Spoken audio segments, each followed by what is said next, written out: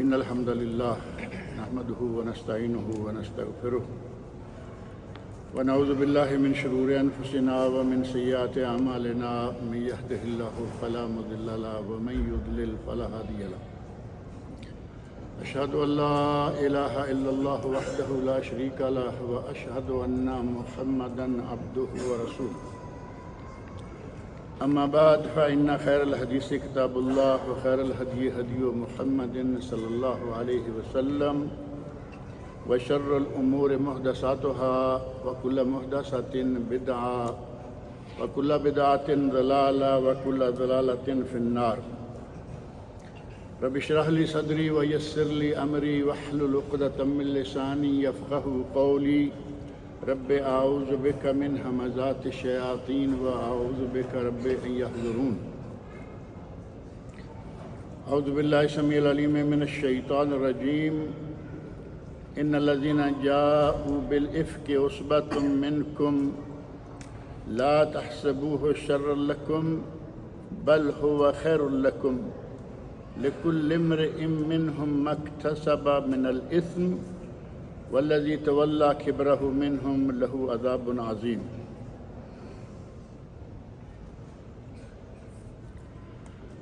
اللہ رب العزت نے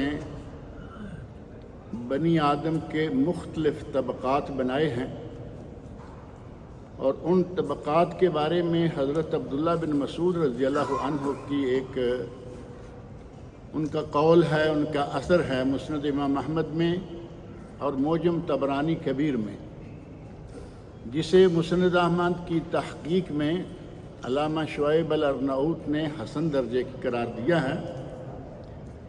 اس میں ہے کہ اللہ رب العزت نے بنی آدم کے دلوں کو دیکھا تو تمام دلوں سے افضل، اعلیٰ اور مقدس دل حضرت محمد رسول اللہ صلی اللہ علیہ وسلم کا پایا،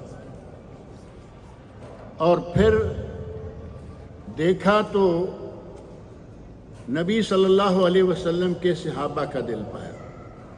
انبیاء کے بعد نبی صلی اللہ علیہ وسلم کے صحابہ،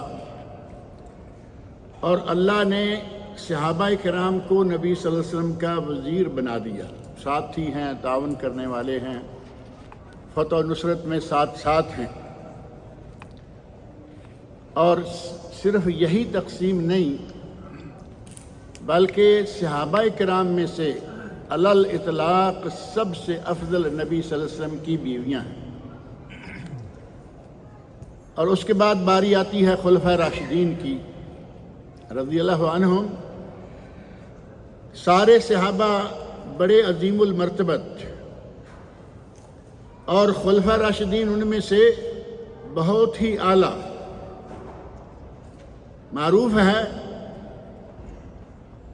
صاحب مرتبت اور صاحب منصب، اعلیٰ عظمت والے لوگوں میں سے صحابہ کرام میں سے حضرت ابو بکر صدیق، عمر فاروق، عثمان غنی اور حضرت علی ابن ابی طالب رضی اللہ عنہم، ان کو اللہ نے باقی تمام صحابہ پر فضیلت عطا فرمائی۔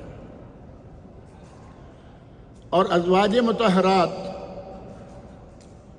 آپ کے نکاح میں 11 عورتیں رہیں، 2 آپ کی زندگی میں وفات پا گئیں، اور جس وقت آپ نے وفات پائی اس وقت آپ کے حرم مقدس میں 9 ازواج مطہرات رضی اللہ عنہن موجود تھیں۔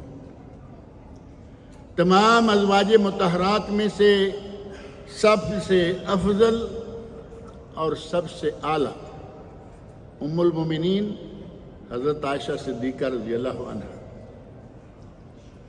اور نبی اکرم صلی اللہ علیہ وسلم کی ساری دنیا سے پیاری، سب سے پیاری۔ اور یہ نہیں ہے کہ اپنی بیویوں میں سے، اپنی اولاد میں سے، بلکہ آپ نے ساری دنیا میں سے احب الناس، لوگوں میں سے سب سے پیارا کون ہے؟ حضرت عمر بن عاص رضی اللہ تعالی عنہ، جیش ذات السلاسل ایک غزوہ تھا، نبی صلی اللہ علیہ وسلم نے انہیں اس غزوہ کے صحابہ جو فوجی ہیں ان کا جرنیل بنا کر بھیجا۔ جانے لگے تو تھوڑا سا آگے بڑھ کر پلٹ کے آئے۔ صحابہ کرام کے سوالات دیکھیں، جنگ پہ جا رہے ہیں اور جاتے جاتے پلٹ کے آ کے کہتے ہیں یا رسول اللہ، آپ کے لیے، آپ کے پاس ای الناس احب الیک، آپ کو سب سے زیادہ محبوب کون ہے؟ نبی صلی اللہ علیہ وسلم نے بلا توقع فرمایا عائشہ۔ میرے نزدیک سب سے محبوب ترین شخصیت عائشہ ہے رضی اللہ تعالیٰ عنہ۔ اب وہ کہتے ہیں کہ مردوں میں سے من الرجال، عائشہ تو عورت ہیں، مردوں میں سے آپ کو کون پسند ہے؟ تو فرمایا ابوہا، عائشہ کا باپ حضرت ابو بکر صدیق رضی اللہ عنہ۔ اور اس کے بعد پوچھا تو آپ نے فرمایا عمر بن خطاب، اور حضرت عمر بن خطاب رضی اللہ عنہ کا نام لینے کے بعد حضرت عمر بن عاص کہتے ہیں کہ نبی صلی اللہ علیہ وسلم نے پھر کئی نام گنائے کہ اس کے بعد وہ، اس کے بعد وہ، اس کے بعد وہ، لیکن انہوں نے ذکر نہیں کیا۔ گویا کہ تمام لوگوں میں سے نبی صلی اللہ علیہ وسلم کو سب سے پیاری حضرت عائشہ رضی اللہ عنہا ہے۔ اللہ رب العزت نے انہیں بہت ہی اعلیٰ مقام دیا ہوا تھا۔ آپ ارشاد فرماتے ہیں جب شادی ہو گئی حضرت عائشہ رضی اللہ عنہا سے، اور آپ کے علم میں ہے کہ نبی صلی اللہ علیہ وسلم کے گھر میں آنے والی جتنی بھی بیویاں ہیں ان میں سے کنواری بیوی صرف حضرت عائشہ رضی اللہ عنہا تھی، باقی جو ہیں وہ بیوہ ہیں، لیکن کنواری حضرت عائشہ رضی اللہ عنہا جب آپ کے گھر میں آئیں، آپ نے رخصتی لی۔ رخصتی کے بعد دیکھ کر آپ کہتے ہیں عائشہ،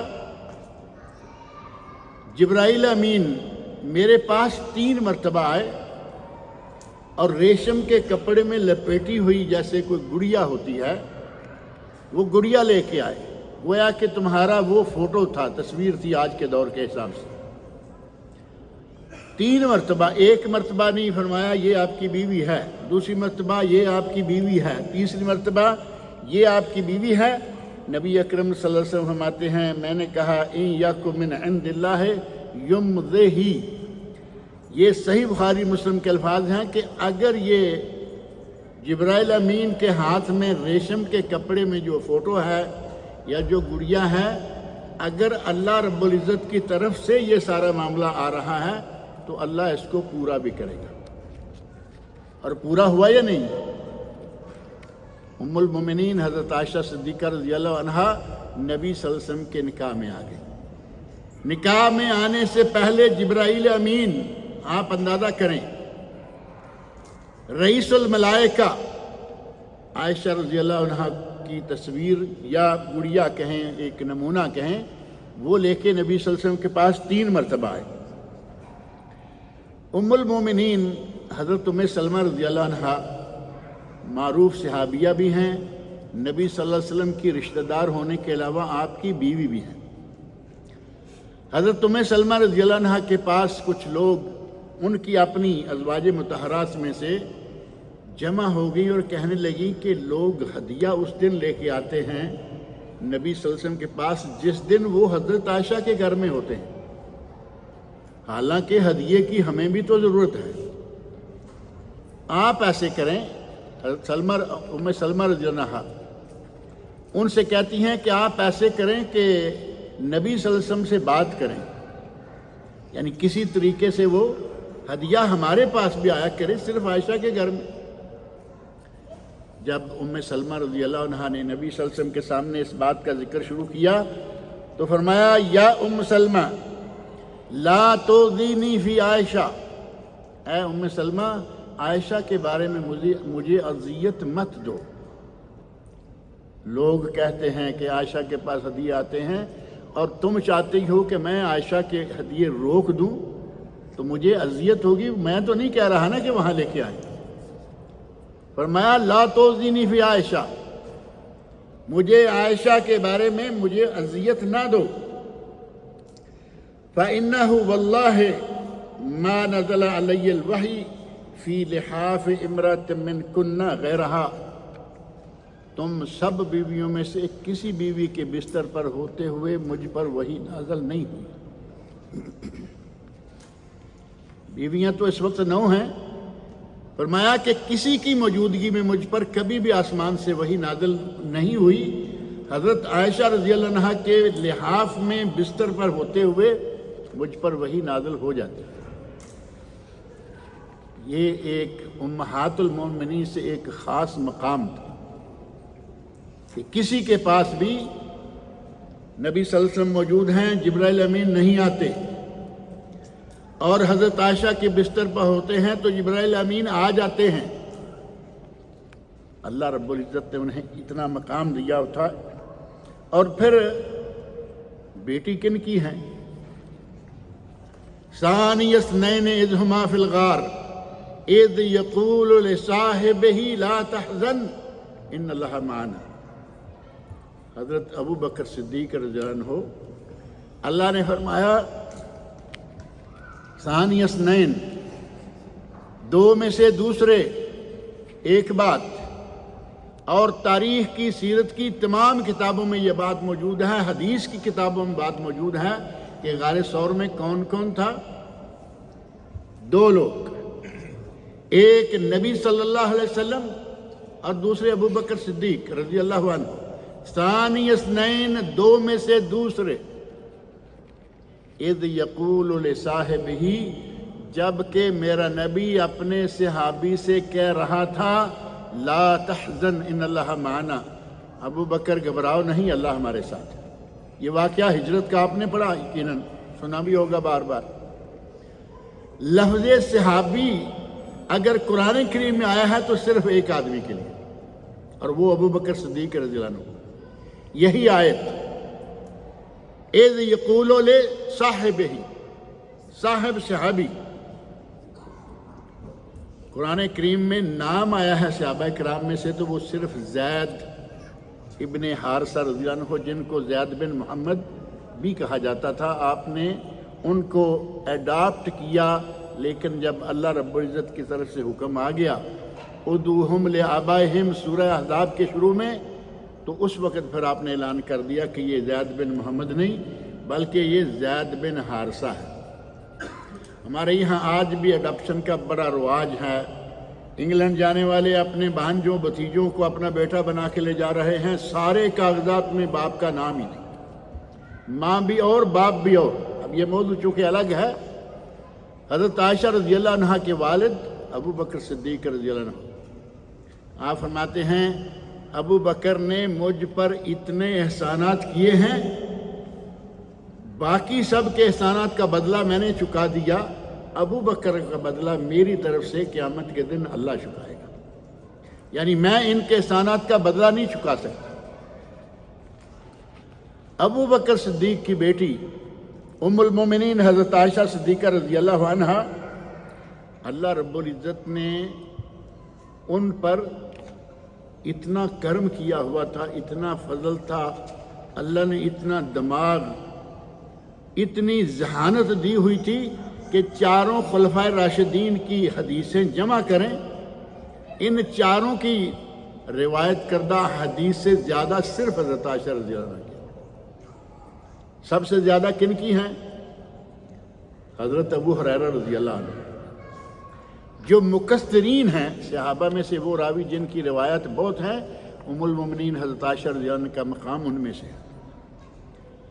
اور یہ 4 خلفاء ایسا نہیں کہ نبی صلی اللہ علیہ وسلم کی حدیث جانتے نہیں تھے، سنتے نہیں تھے، انہیں بیان کرنے کا موقع نہیں ملا کیونکہ وہ امور خلافت میں، حکومت کے نظام کو سنبھالنے میں مصروف رہتے تھے۔ اللہ نے حضرت عائشہ رضی اللہ عنہ کو یہ مقام دیا ہوا تھا۔ نبی اکرم صلی اللہ علیہ وسلم فرماتے ہیں، صحیح بخاری مسلم کی حدیث، یا عائش، عائشہ نہیں کہا، یا عائش، عربوں میں یہ ہے رواج، آج کل ہمارے یہاں بھی بہت ہے، کسی کا نام ذرا تھوڑا لمبا ہو تو اس کو 2 یا 3 حرفوں میں جوڑ کے پکا کر دیا جاتا ہے۔ بہت سارے نام یہاں، خاص طور پر عربوں میں تو ایسا ہے، نام لمبا ہے اور اس کو 3 حرفوں میں لا کے نبی صلی اللہ علیہ وسلم نے فرمایا، یا عائش، اے عائشہ، हाज़ा जिब्रील युक़रिउक अस्सलाम, ये मेरे पास जिब्राइल अमीन अलैहिस्सलाम हैं और ये तुम पर सलाम भेज रहे हैं। आयशा रज़ियल्लाहु अन्हा पर कौन सलाम भेज रहा है? जिब्राइल अमीन। ये मेरे पास जिब्रील हैं, युक़रिउका अस्सलाम फ़क़ुल्तु, हज़रत आयशा फरमाती हैं मैंने कहा व अलैहिस्सलाम व रहमतुल्लाहि व बरकातुहू, इन पर भी सलाम हो, अल्लाह की तरफ से रहमतें हों, बरकतें हों। तरा मा ला अरा, ऐ अल्लाह के रसूल आप जो देख रहे हैं मैं नहीं देख पा रही। जिब्राइल अलैहिस्सलाम को तो सिवाय नबी सल्लल्लाहु अलैहि वसल्लम के कोई नहीं देख सकता था। फरमाया आप देख रहे हैं कि ये जिब्राइल हैं, मेरा ईमान है लेकिन मैं वो देख नहीं रही। अल्लाह रब्बुल इज़्ज़त ने इतना मकाम दिया और उनके मकाम व मर्तबा को मज़ीद बढ़ाने के लिए और मुनाफिकीन को अलग करने के लिए, मुसलमानों और मुनाफिकीन में फ़र्क करने के लिए अल्लाह रब्बुल इज़्ज़त ने नबी सल्लल्लाहु अलैहि वसल्लम की एक बहुत बड़ी आजमाइश ली। और आप समझ सकते हैं कि आबरू का मामला हो, अपने घर वालों, बीवी, बेटी, बहन की आबरू का, इस्मत का मामला हो तो उस मामले में आदमी मर मिटने के लिए तैयार हो जाता है। नबी सल्लल्लाहु अलैहि वसल्लम की सबसे अफजल तरीन बीवी को मुनाफिकीन ने चुना कि अगर सबसे ज़्यादा तकलीफ़ नबी को होगी तो इनकी वजह से होगी। ये भी एक मकाम था, किसी और का नाम नहीं लिया। सन 6 हिजरी में नबी सल्लल्लाहु अलैहि वसल्लम वापस आ रहे हैं ग़ज़वा-ए बनिल मुस्तलक़ से। रास्ते में एक जगह रात गुजारी, कुछ वक्त गुजारा। रवानगी से पहले हज़रत आयशा रज़ियल्लाहु अन्हा थोड़ा एक साइड में गई हुई हैं। वापस आई, देखा कि मेरे गले का हार नहीं है। फिर गई उसी जगह कि मैं जाके हार तलाश करके ले आऊं। उनके जाने आने के चक्कर में काफिला उठा, हौदज उठाया और लेकर चल दिए। और ये बात कुतुब सीरत में मौजूद है। बाज़ अहले इल्म ने इसका जिक्र किया है कि हज़रत आयशा रज़ियल्लाहु अन्हा उस वक़्त 12 साल की थी, यानी उनकी उम्र जो है वो 12 साल थी, जैसा कि अल्लामा ज़हबी रहमतुल्लाह ने जिक्र किया। और जिस्म हल्का फुल्का था। उन हौदज उठाने वालों ने ये महसूस भी नहीं किया कि पहले हौदज कैसा था और अब कैसा है, यानी उठाया और समझे कि उम्मुल मोमिनीन हज़रत आयशा रज़ियल्लाहु अन्हा हौदज में मौजूद होंगी। ऊँट पर जो ख़वातीन के लिए बनाया जाता है बापर्दा, उठाया, चल दिए। और हज़रत आयशा रज़ियल्लाहु अन्हा वापस उसी मकाम पर पहुँची जहाँ काफ़िला था। देखा कि अब काफ़िला नहीं है। थोड़ा दूर एक जगह पे कोई आदमी और सोया हुआ है। हज़रत आयशा परेशान होकर बैठ गई कि मैं अब क्या करूं। और बजाय इसके कि उठ के इधर उधर भागूं, अपनी जहानत से काम लिया कि मैं यहीं रहती हूं और जब वो आगे जाके कहीं रुकेंगे, देखेंगे मैं नहीं हूं तो वापस आएंगे, लेके जाएंगे। रोशनी ज़्यादा हुई और हज़रत सफ़वान बिन मुअत्तल रज़ियल्लाहु अन्हु के बारे में कुतुब में मौजूद है कि उनकी नींद ज़रा भारी थी। बाज़ लोग जो हैं वो थोड़ा सो के उठे तो नहीं उठ सकते। नींद ज़रा भारी थी, वो भी काफ़िले से पीछे रह गए। अब उठ के रवाना होने लगे तो देखा, कहते हैं कि मैंने देखा कि कोई एक काली सी चीज़ पड़ी, क्या है। मैं करीब गया तो मैंने देखा कि ये तो नबी सल्लल्लाहु अलैहि वसल्लम की ज़ौजा मोहतरमा हज़रत आयशा रज़ियल्लाहु अन्हा है। वो कहते हैं कि मैंने पर्दे के अहकाम नाज़िल होने से पहले हज़रत आयशा को देखा हुआ था। देखते ही पहचान लिया और अपना मुंह मैंने दूसरी तरफ कर लिया और कहा इन्ना लिल्लाहि व इन्ना इलैहि राजिऊन। हमारे यहाँ तो ये इन्ना लिल्लाह जिस काम पे होता है आपको मालूम ही है ना। अगर किसी के सामने कह देना यार इन्ना लिल्लाह, तो कहें क्या हुआ, कौन फौत हुआ। हज़रत सफ़वान बिन मुअत्तल ने देखा कि नबी सल्लल्लाहु अलैहि वसल्लम की बीवी और यहाँ और काफ़िला नहीं है। इन्ना लिल्लाह पढ़ा।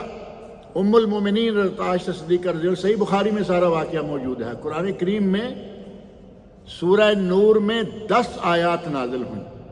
میں نے جو آیت پڑھی ہے ان 10 میں سے یہ پہلی آیت ہے، سورہ نور آیت نمبر 11 سے لے کر 20 تک واقعہ حضرت عائشہ رضی اللہ عنہا کا کہ وہ بری الذمہ ہیں۔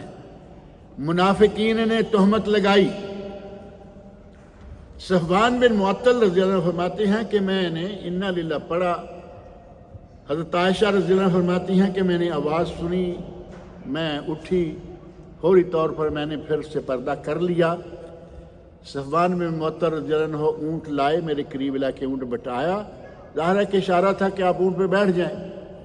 میں اونٹ پہ بیٹھ گئی اور وہ نیچے نکیل لے کے چلنے لگے۔ دوپہر کے وقت ہم نبی صلی اللہ علیہ وسلم کے قافلہ سے جا کے مل گئے۔ اب منافقین کا اس وقت بھی اور آج تک بھی یہی رویہ ہے کہ وہ مومنوں کو، مسلمانوں کو، ان کو شکار کرنے کے لیے مواقع ڈھونڈتے ہیں۔ کوئی موقع، کوئی بات ایسی ہاتھ چڑھے کہ ہم ان کو ذلیل کریں، رسوا کریں۔ اس وقت کے منافقین کا رئیس المنافقین عبداللہ بن ابی بن سلول، اس بدبخت کو کیا سوجی، دیکھا کہ صفوان بن معطل کے اونٹ پر حضرت عائشہ رضی اللہ عنہا آ رہی ہیں، اس نے آہستہ آہستہ کانا پھوسی شروع کر دی اور بہتان لگا دیا حضرت عائشہ رضی اللہ عنہا پر کہ ان کا کچھ غلط تعلق ہے۔ نبی اکرم صلی اللہ علیہ وسلم تک بات پہنچی۔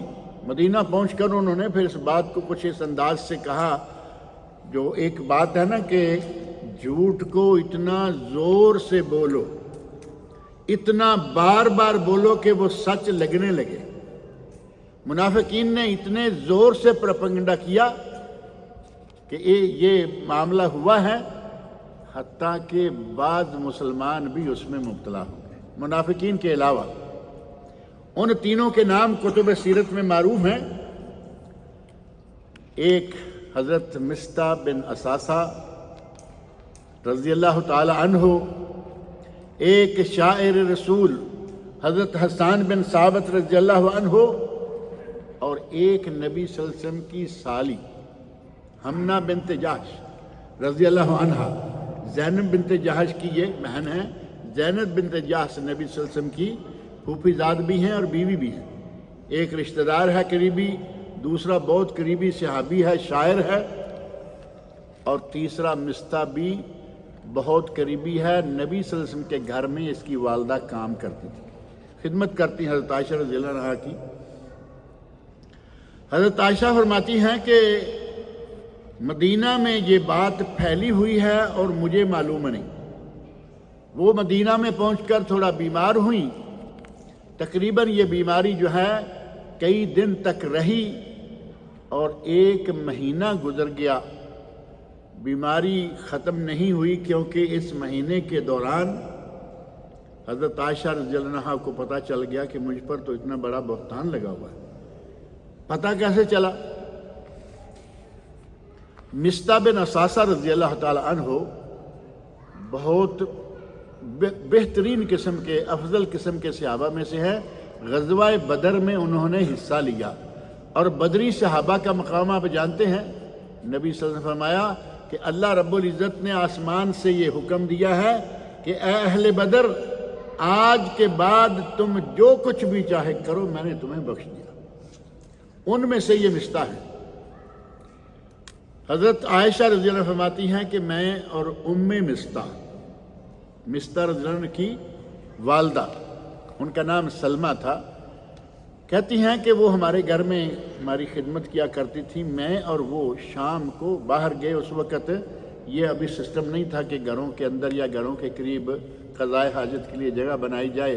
میں اور وہ دونوں باہر گئیں، راستے میں ان کے پاؤں کو تھوڑا سا ٹھوکر لگی۔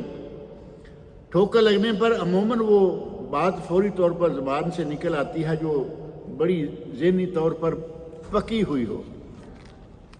کہتی ہیں کہ انہیں ٹھوکر لگی تو وہ کہتی ہیں تا ایسا مصطح ان کے بیٹے کا نام ہے، مصطح ہلاک ہو گیا۔ حضرت عائشہ رضی اللہ عنہا فرماتی ہیں کہ آپ ایسا کہہ رہی ہیں، بے سا ما قلتی، بہت برا لفظ استعمال کیا ہے۔ کیوں؟ کیونکہ وہ تو بدری ہے. اتسبین رجلا شاہد بدرن، کیا اس آدمی کو آپ یہ گالی دے رہی ہیں جو بدر میں شریک ہوا صحابہ کے ساتھ؟ ام مستہ حضرت سلمہ بنت سخر بن عامر رضی اللہ عنہا وہ کہتی ہیں کہ بیٹا آپ کو کیا معلوم ہے آپ کے بارے میں باہر کیا باتیں ہو رہی. اب انہوں نے بات بتا دی کہ تم پر تو اتنا بڑا الزام لگ چکا ہے، بہتان لگ چکا ہے. حضرت عائشہ پہلے ہی تھوڑا بیمار تھیں، اب اور بیمار ہو گئی. کہتی ہیں کہ نبی اکرم صلی اللہ علیہ وسلم کا نہ کوئی خاص التفات رہا. میں پہلے بیمار ہوا کرتی تھی تو نبی صلی اللہ علیہ وسلم کا جو حال ہوتا تھا مجھے معلوم ہے. اب وہ التفات نہیں، وہ نگاہیں نہیں. میاں بیوی آپس میں ایک دوسرے کو پہچانتے ہیں. میں کہوں کہ پتہ نہیں ہے کیا، آپ گھر میں آتے السلام علیکم، جو میرے پاس کوئی بیٹھا ہوا ہوتا ان سے پوچھتے کیف تیک، یہ نہیں کہ اس کا کیا حال ہے یا عائشہ کا کیا حال ہے، بلکہ صرف یہ الفاظ ہوتے کیف تیکم، اس کا کیا حال ہے. ڈائریکٹ مجھے پوچھے عائشہ کیا حال ہے نہیں، میرے پاس والے کسی بھی آدمی سے پوچھ لیتے کہ اس کا کیا حال ہے. وہ کہتی ہیں کہ میں پریشان تو رہتی تھی، لیکن جب مجھے یہ پتہ چل گیا کہ مجھ پر بہتان لگا ہوا ہے تو میں سمجھ گئی کہ نبی صلی اللہ علیہ وسلم تو مجھ سے اس وجہ سے بے رخی اختیار کیے ہوئے. کہتی ہیں کہ میں نے کہا یا رسول اللہ کیا میں اپنے والدین کے پاس جا سکتی ہوں؟ آپ نے فرمایا جاؤ. آپ سمجھ سکتے ہیں کہ میاں بیوی میں اتنا پیار ہو کہ ساری دنیا سے زیادہ پیاری بیوی اور آپ نے ایک لفظ بھی زیادہ نہیں، جاؤ. یہ بھی اس بات کی علامت تھی کہ آپ اندر ہی اندر پریشان تھے. وہ خود بیان کرتی ہیں کہ ان دنوں میں نبی صلی اللہ علیہ وسلم خود کسی کے ساتھ بولتے نہیں، خاموش. اور بولے بھی تو کب؟ جب یہ بات الزام زور پکڑ گیا تو نبی اکرم صلی اللہ علیہ وسلم نے 2 آدمیوں کو بلایا، حضرت علی رضی اللہ عنہ اور دوسرے اسامہ بن زید بن حارثہ، جن کو نبی صلی اللہ علیہ وسلم کا پوتا کہا جایا کرتا تھا. ان 2 کو بلایا اور پوچھا کہ تمہارا عائشہ کے بارے میں کیا خیال ہے؟ انہوں نے کہا یا رسول اللہ ہم نے، یہ دونوں گھر کے بہت قریبی، کیونکہ حضرت اسامہ گھر میں پلے تھے اور دوسرے بھی اسی طرح بالکل قریب رہنے والے تھے. کہا یا رسول اللہ ہم نے عائشہ میں آج تک کبھی کوئی شے نہیں دیکھی سوائے خیر، وہ تو خیر ہی کرتے ہیں. زینب بنت جحش جن کی بہن شامل ہو چکی تھی اس الزام میں یا بہتان میں، ان سے پوچھا زینب تمہارا کیا خیال ہے؟ حضرت زینب رضی اللہ عنہ نے بڑے بہترین انداز سے فرمایا یا رسول اللہ میں اپنی زبان اور اپنی آنکھیں اور اپنے کان میں ان کو محفوظ رکھتی ہوں. اتنا ضرور کہوں گی کہ میں نے آج تک اس میں سوائے خیر کی کبھی کوئی چیز نہیں دیکھی. اندر سے یہ کون ہے رشتہ؟ سوتن کا. زینب بنت جحش سوتن ہے کیونکہ حضرت عائشہ اور دوسری بیویوں کے ساتھ یہ بھی بیوی ہیں. اور سوتن کا رشتہ تو آپ جانتے ہیں نا کہ نہ بھی ہو تو تب بھی وہ کہتی ہیں کہ ہوگا. میں کہا نہیں یا رسول اللہ میں نے آج تک، ٹھیک ہے ہمارا کیسا بھی رشتہ ہے، آج تک میں نے سوائے خیر کے اس خاتون میں کبھی کوئی چیز نہیں دیکھی. آپ پریشان ہیں، پورا مہینہ گزر گیا وہی بھی نازل نہیں ہو رہی. مسلمان پریشان ہیں چونکہ مدینہ میں یہ خبر جو ہے وہ بہت پھیل چکی تھی، اور آپ جانتے ہیں کہ اس قسم کی بات کو پھیلانے میں شیطان اور بھی کام کرتا ہے. آج کا زمانہ ہوتا تو ساری دنیا میں پھیل چکی ہوتی، اس زمانے میں مدینہ میں کم از کم یہ پھیل گئی تھی. نبی صلی اللہ علیہ وسلم پریشان ہیں. بالآخر آ کے حضرت ابوبکر صدیق رضی اللہ عنہ کا گھر جو سسرال کا گھر ہے، آئے بیٹھے. حضرت عائشہ کے والد والدہ ابوبکر صدیق رضی اللہ عنہ اور ان کی بیوی یہ دونوں موجود ہیں. عائشہ رضی اللہ عنہ بستر پر موجود ہیں، بیمار ہیں. کہتی ہیں کہ میں 2 راتیں اور 1 دن مسلسل روتی رہی جب مجھے اس بہتان کا پتہ چلا. اب نہ میری آنکھوں میں نیند اور نہ میری آنکھوں میں آنسو۔ یہ حضرت عائشہ رضی اللہ عنہا کا حال ہو گیا۔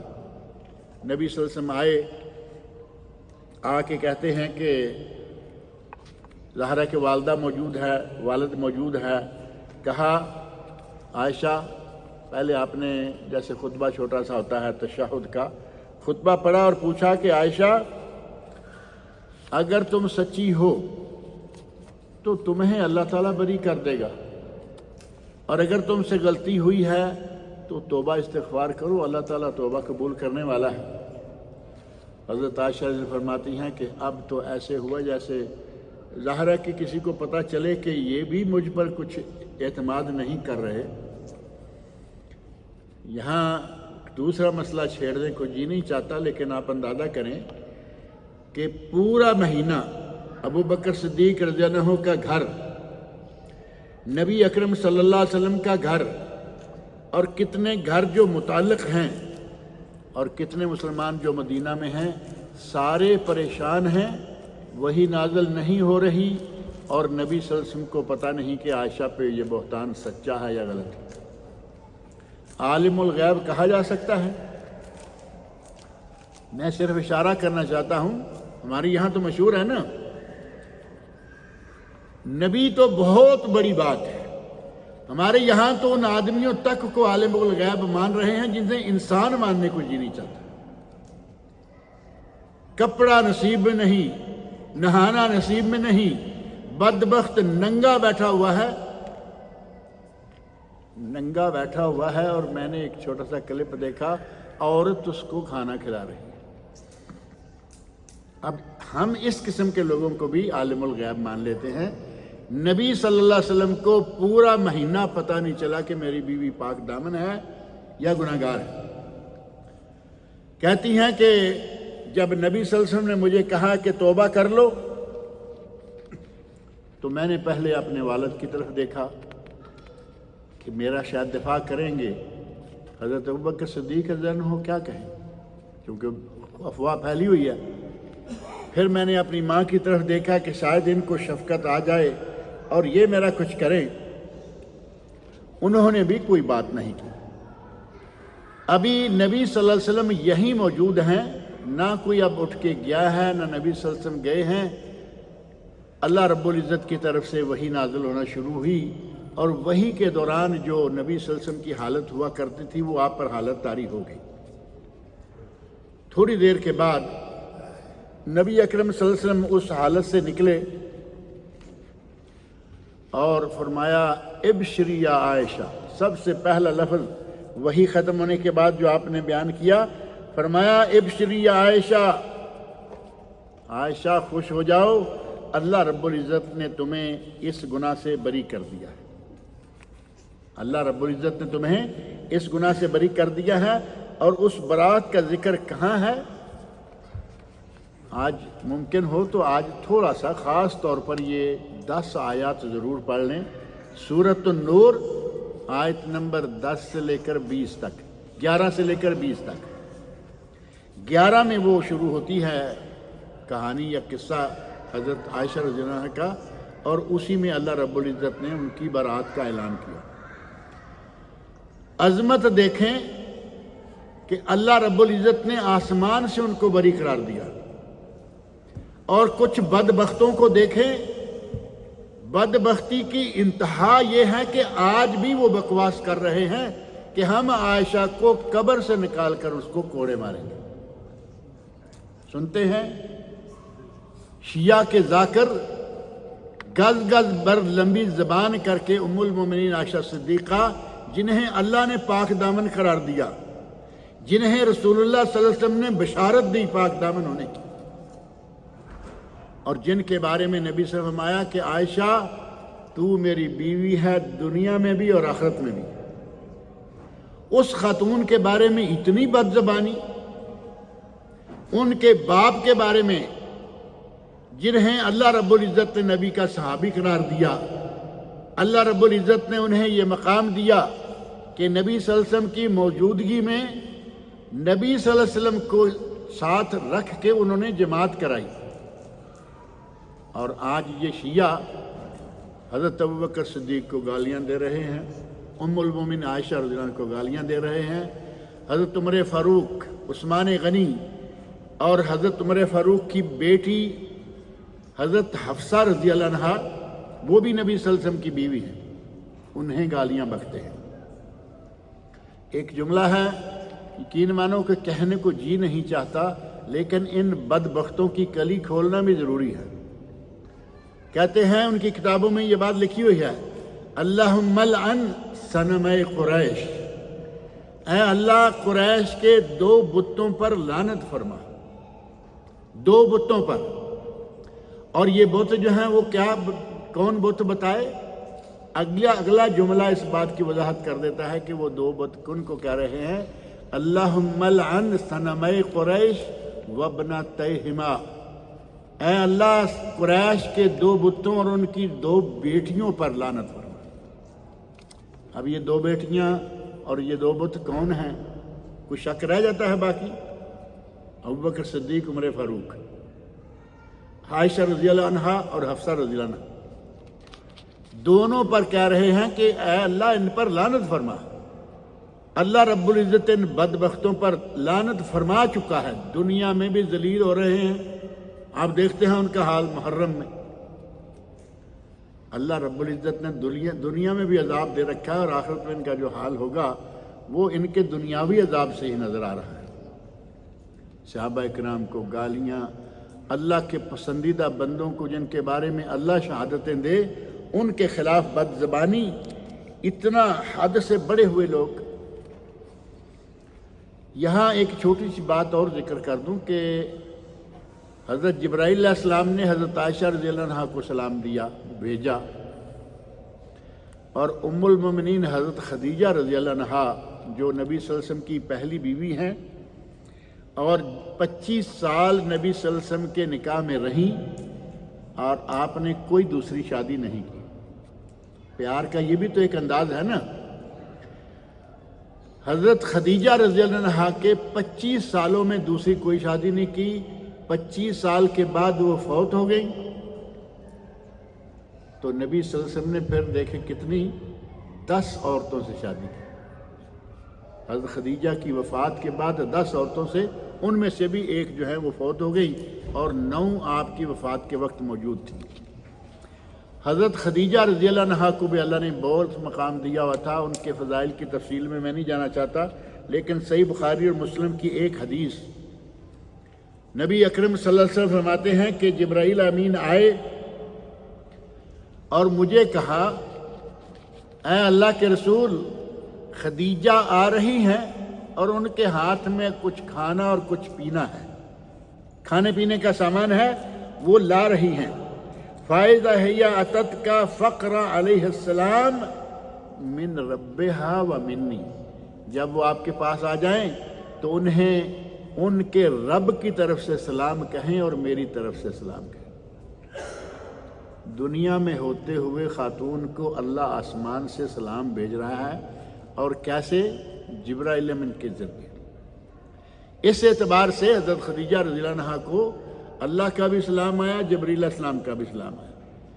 عائشہ رضی اللہ عنہ کو جبرائیل علیہ السلام کا سلام آیا، اور جو مقام اللہ نے انہیں دیا اس کا کوئی مقابلہ بھی نہیں کر سکتا۔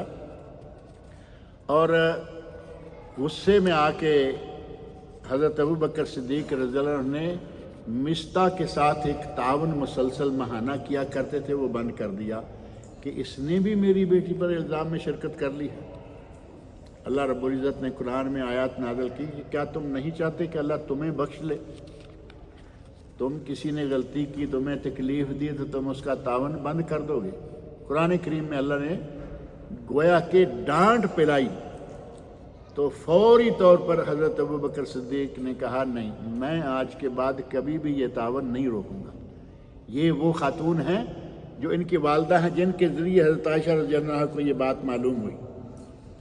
اللہ رب العزت نے انہیں کیا مقام دیا ہوا تھا، صحیح بخاری اور مسلم کی حدیث ہے، نبی صلی اللہ علیہ وسلم فرماتے ہیں کہ حضرت عائشہ، فضل عائشہ علی النساء کا فضل الثرید علی سائر الطعام، عائشہ کا دوسری تمام عورتوں پر اتنا مقام ہے जितना सरीद का बाकी खानों पर होता है। अब सरीद का हमें कहें तो हमें तो पता भी नहीं ना, कहीं कहीं किसी किसी को मालूम होगा सरीद क्या है। गोश्त और गोश्त के शोरबे में रोटी, इन दोनों को रोटी भी एक स्पेशल आती है, बारीक सी पतली सी, वो गोश्त में मिलाई होती है और अरबों के यहाँ सबसे बेहतरीन खाना वो शुमार होता है। आज भी वो इस्तेमाल होता है उनके यहाँ और उस वक़्त ज़्यादा होगा। फरमाया कि जिस तरह सरीद का मकाम बाकी खानों पर है, इसी तरह आयशा का मकाम बाकी औरतों पर है। और मुशरिकीन ने, मुनाफिकीन ने ये बात ख़ास तौर पर इसीलिए चुनी कि आयशा पर बहतान लगे तो नबी सल्लल्लाहु अलैहि वसल्लम को ज़्यादा तकलीफ़ होगी। उन्होंने अपना काम किया। अहले ईमान ने जब ये बहतान सुना तो कहा सुब्हानका हाज़ा बहतानुन अज़ीम, ऐ अल्लाह तू पाक है, ये खुला और बड़ा बहतान है। मोमिनों ने फौरी तौर पर ये बात कबूल कर ली। मुनाफिकीन शोर मचाते रहे, लेकिन 3 लोग जो है बाहर सूरतों में मिल गए। सबसे बड़ा जो इस सिलसिला में कदम उठाया वो अब्दुल्ला बिन उबई बिन सलूल लानतुल्लाह अलैह ने किया। और अल्लाह रब्बुल इज़्ज़त ने उसके बारे में फिर फरमाया वल्लज़ी तवल्ला किबरहु मिनहुम लहू अज़ाबुन अज़ीम। 10 आयतें हैं, उनमें से 11वीं आयत पहली है, उसी में ये अल्फाज हैं वल्लज़ी तवल्ला किबरहु, जिसने इस सिलसिले का बेड़ा उठाया, यानी जिसने ये बात शुरू की और दूसरों में फैलाना शुरू कर दिया। अल्लाह रब्बुल इज़्ज़त फरमाया लहू अज़ाबुन अज़ीम, उसे बहुत बड़ा अजाब दिया जाएगा। बाकी भी होंगे लेकिन उन्हें अजाब दिया जाएगा।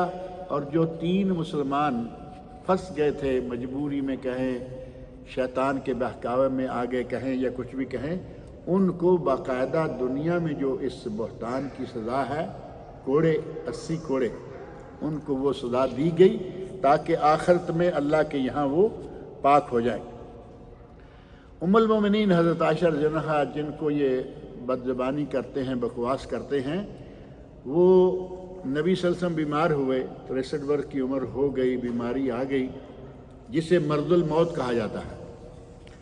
आज आप यहाँ हैं, तकलीफ़ में हैं, लेकिन यहाँ हैं। कल तकलीफ़ में हैं लेकिन बारी जो है उसको नहीं रोका, जैसे शुरू से कर रहे थे।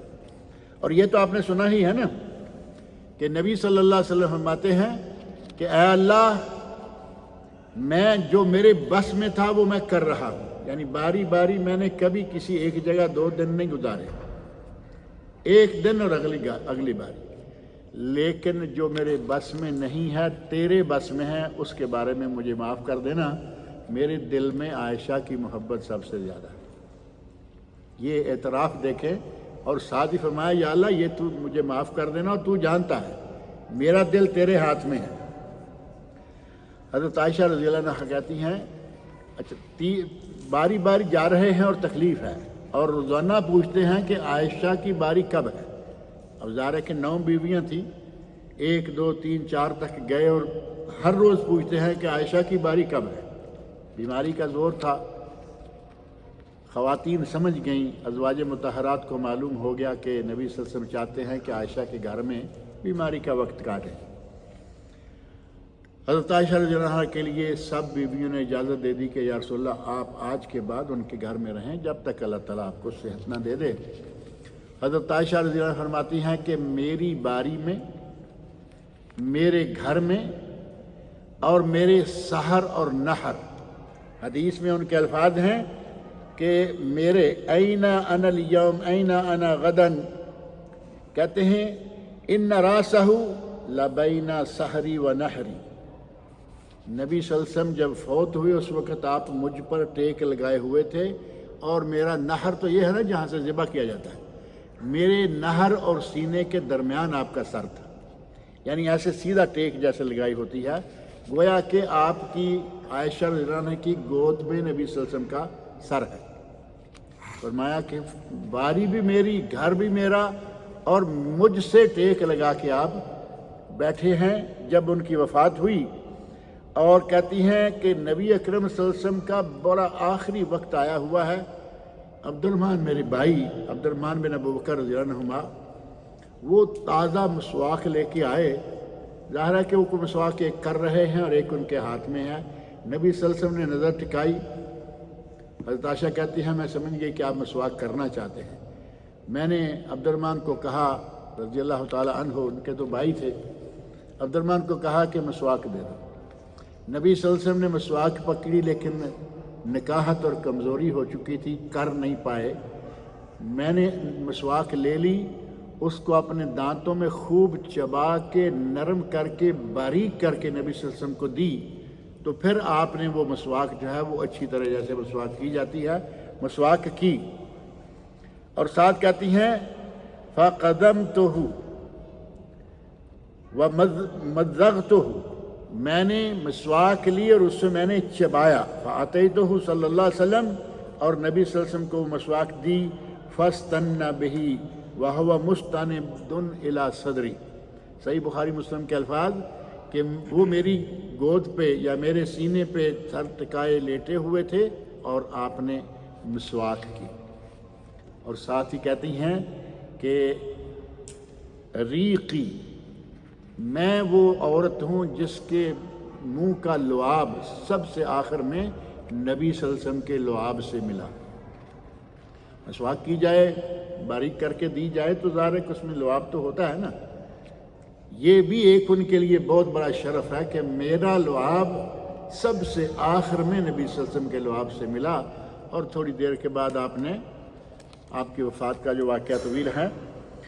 غرض یہ کہ ہمارے لیے اس میں بہت سارے اسباق بھی ہیں. اس واقعے قرآن کریم میں اللہ نے یہ واقعات ایسے نہیں کہ آدمی سنیں اور واقعات سنیں اور ان میں سے جو نصائح ہیں، نصیحتیں ہیں، درس ہیں وہ حاصل کریں. ایک یہ کہ منافقین ہمیشہ مسلمانوں کی ٹو میں رہتے ہیں کہ کوئی بات ہاتھ آئے اور ہم ان کو ذلیل کریں.